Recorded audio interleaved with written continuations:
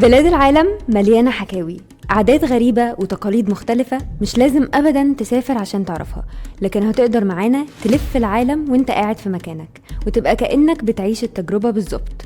أنا جنى وهكون معاكم في بودكاست بلاد العجائب. النهاردة هنكلمكم عن مجموعة من القبائل موجودة بغابات الأمازون في الأكوادور، لسه بتعيش على نفس الطريقة من آلاف السنين.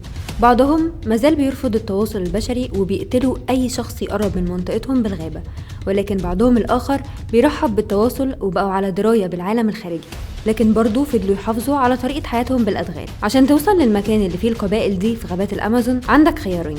الأول إنك تاخد مركب 3 أيام تقريبا في الغابات، والخيار التاني إنك تأجر طيارة خاصة، وبعد 50 دقيقة تقريبا من ركوب الطيارة هتلاقي مكان مفرغ من الأشجار.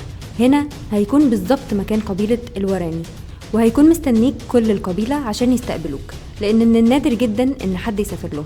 أما بالنسبة عن الأكل، فلو حبوا في يوم ياكلوا سمك بيروحوا قبل الغروب يهيئوا المصايد عشان تاني يوم يتجمع السمك فيها.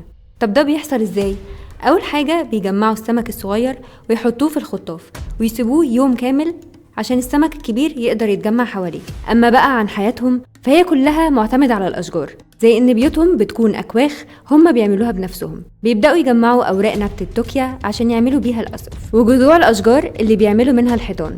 والغريب إنك تقدر تاكل قلب جذع النخل واللي بيكون نفس شكل وطعم القصب بس من غير سكر.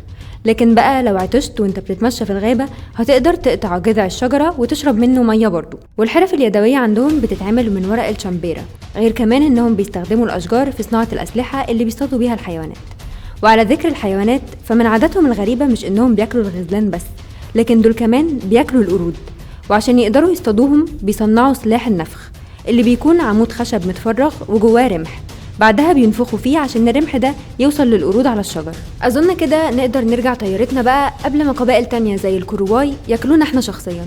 ولا أقول لكم استنوا في حلقتنا الجاية عشان نعرف أكتر عن القبيلة اللي بتاكل لحوم البشر دي.